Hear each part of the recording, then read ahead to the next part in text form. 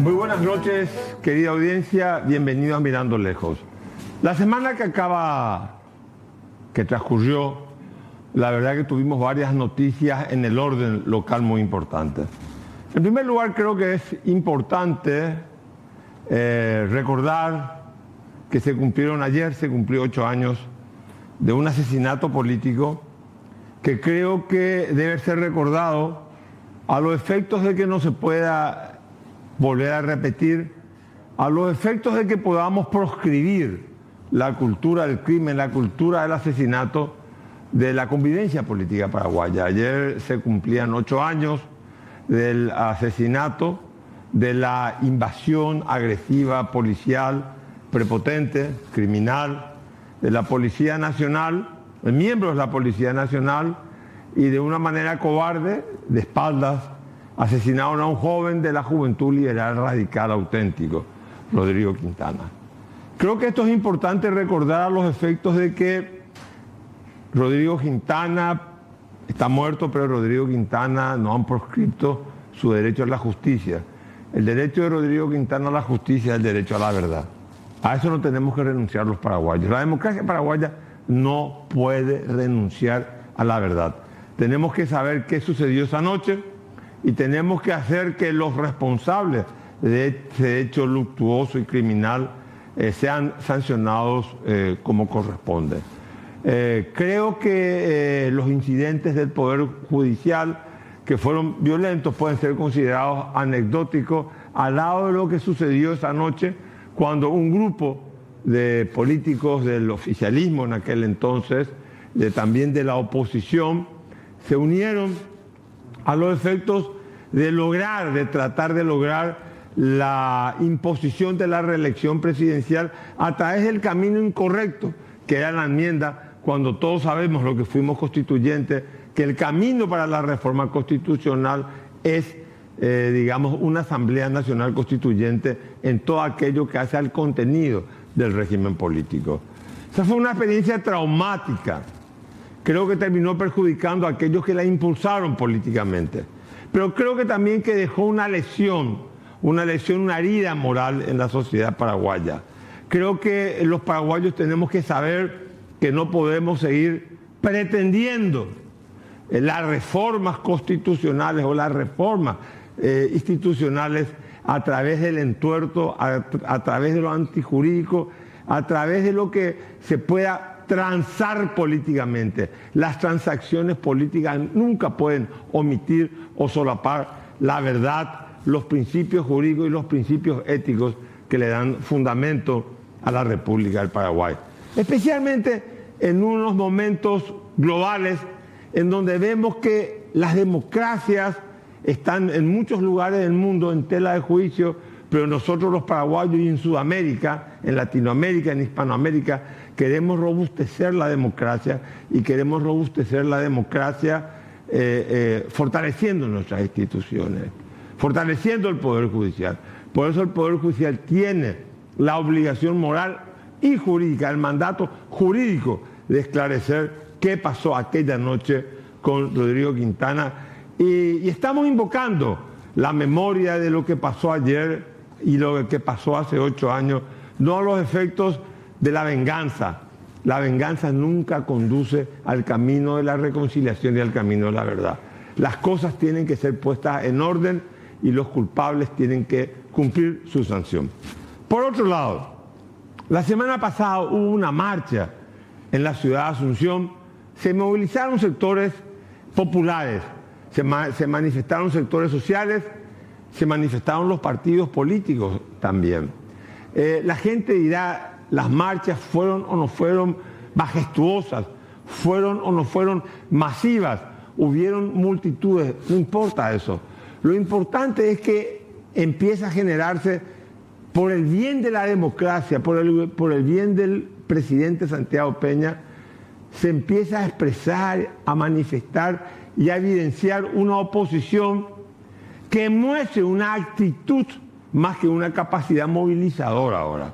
La semana pasada los movimientos sociales, los partidos políticos, diversos sectores sociales, creo que salieron a la calle, pero salieron a la calle para demostrar una actitud. ¿Por qué razón? Porque en democracia, la democracia nunca va a tener calidad, nunca va a ser genuina, nunca va a ser auténtica si es que no encuentra al gobierno enfrente una fuerza opositora que le obligue a enmendar los errores que de por sí solo se cometen en función de gobierno. No hay gobierno perfecto en la faz de la tierra. No hay gobierno que no cometa errores. No hay gobiernos que incuben dosis o cuotas de corrupción. Pero para poder extinguir y extirpar todos esos males sociales, nosotros necesitamos de una oposición. Obviamente, los canales que conducen a la oposición tienen que ser canales parlamentarios, los partidos políticos. Pero también, sin violencia, se puede recurrir a las calles, a los canales que están por afuera de las instituciones formales de la República del Paraguay. Estuvo muy bien que la gente se manifestara. No me preocupa si hubieron miles, si se extendió en todo el territorio nacional. Hubo un momento, a pesar del festejo de la selección paraguaya, que muchos pensaban que iba a diluir la participación popular, hubo una interesante participación popular. Hubieron discursos muy significativos que creo que están introduciendo un elemento nuevo en las reivindicaciones paraguayas, en las reivindicaciones del pueblo paraguayo. Hubieron las reivindicaciones con respecto a la tierra, que ya son tradicionales. Hubieron reivindicaciones con respecto a la educación. Hubieron reivindicaciones con respecto a la salud, a la vivienda, etcétera, etcétera, etcétera. Pero también hubieron reivindicaciones que nunca con anterioridad yo la había escuchado. Por ejemplo, unos jóvenes que se manifestaron y dijeron: el nivel de suicidio de juventud en Paraguay de 19 a 20 años ha aumentado de manera significativa. Eso creo que nos tiene que llamar la atención.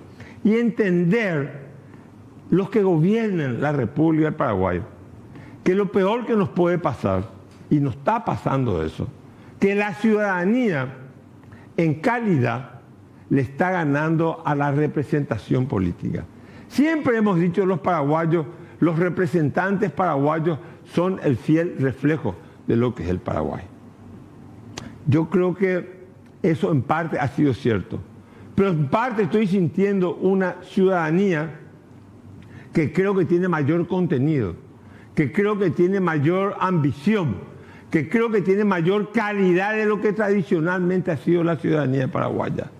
Y cuidado que cuando la ciudadanía, cuando las movilizaciones desbordan el marco tradicional de lo políticamente concebido, los procesos políticos pueden tener rumbos inciertos.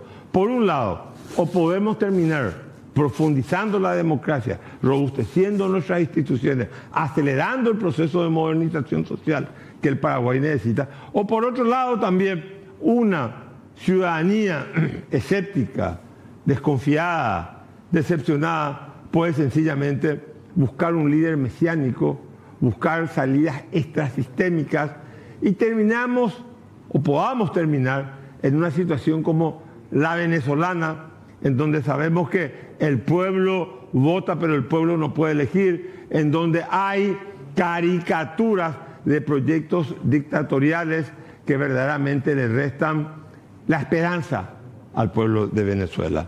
Por eso pienso que es de fundamental importancia que entendamos lo que pasó, que entendamos que la memoria de Rodrigo Quintana es para construir el futuro de la justicia en el Paraguay, de la verdad. Que entendamos también nosotros que es muy importante que la gente se manifieste dentro de los cauces legales, que los partidos políticos se movilicen, que haya una interpelación permanente a los gobiernos, fuera el gobierno que esté de turno ejerciendo el poder. Un gobierno no puede ser un buen gobierno si no está siendo interpelado por la oposición. Y el último año ha sido un año de silencio y de vacío en el espacio opositor. Hoy vemos que se está reagrupando una oposición. Hoy vemos que hay una voluntad de unión. Entonces esos son síntomas para mí positivos en el buen sentido del desarrollo democrático en el Paraguay. Por otro orden de cosas, también ayer nos hemos desayunado, antes de ayer nos hemos desayunado con la información supuestamente y yo digo supuestamente porque no creo que haga falta, de que están hackeando desde Itaipú información, el sector brasileño, la parte brasileña está hackeando información del sector, de la información paraguaya del sector eléctrico paraguayo. Personalmente, no creo que sea necesario que el Paraguay, que el Brasil tenga, estos son de fundamental importancia. En primer lugar, negociar una tarifa. Paraguay quiere mantener una tarifa alta. Yo no creo que la tarifa de 19 se mantenga. Creo que va a bajar el precio de la tarifa de la represa de Itaipú. El costo de la energía va a bajar. Eso será beneficioso para la ANDE y también será beneficioso para el consumo eléctrico en el Paraguay. Lastimosamente, lo que se quería hacer no se hizo y no se hace a la improvisada. Se hace con tiempo de anticipación mantener una tarifa alta.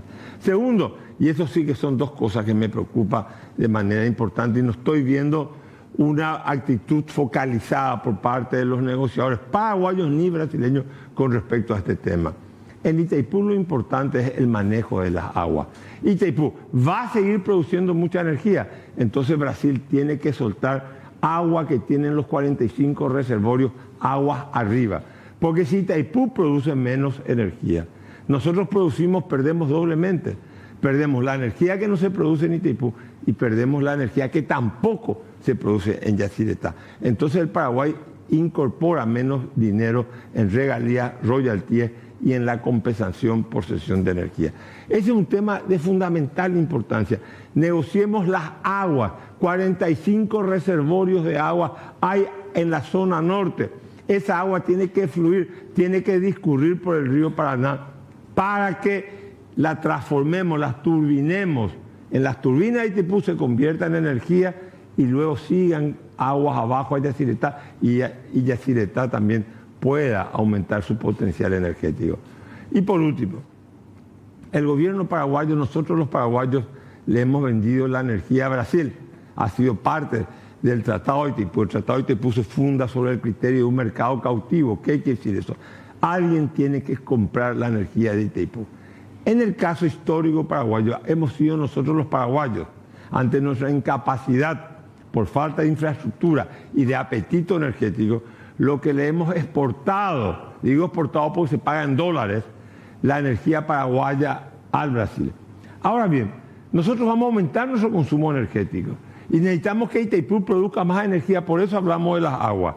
Pero no existe la posibilidad técnica, la infraestructura de ingeniería técnica, que el sistema brasileño de 60 Hz transforme a 50 Hz.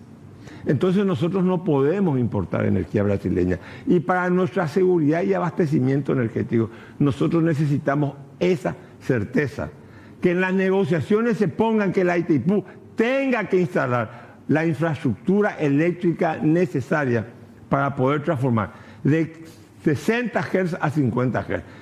En los últimos 40 y tantos años, en 1983, el Paraguay, la Itaipú, tiene las instalaciones para que la energía producida en el Paraguay, en Itaipú, en 50 Hz, se transforme en 60 Hz y se pueda inyectar al mercado brasileño. Brasil ha podido utilizar esa energía para la industrialización del Estado de San Pablo.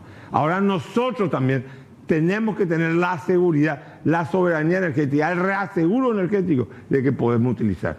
Esas son las tres cosas que hay que negociar y dejarse del huiroreí. La información de Itaipú es transparente, no creo que haga falta hackear, pero necesitamos que Brasil y paraguayos y brasileños, pensando en una integración de 50 años más, busquemos un marco regulatorio que nos permita a nosotros la fluidez de la materia que es el agua, que el reservorio de Itaipú esté lleno de agua para poder producir energía eléctrica, no solamente en Itaipú, sino también en Yacyretá, y con eso darle un potencial al desarrollo económico y a la inclusión energética en el Paraguay. Por último, no olvidemos, el tratado obliga a que Paraguay nos obligó a que nosotros instalemos las instalaciones de infraestructura eléctrica para transformar de 50 a 60 Hz. Ahora hay que hacer el proceso inverso. Nosotros hemos exportado energía a Brasil y ahora nosotros vamos a tener que importar energía a Brasil para garantizar nuestra seguridad energética. Eso debe ser el objetivo de las negociaciones en el anexo C, no tanto el tema de la tarifa. Enseguida volvemos con otro tema internacional. La geopolítica le está ganando a la globalización.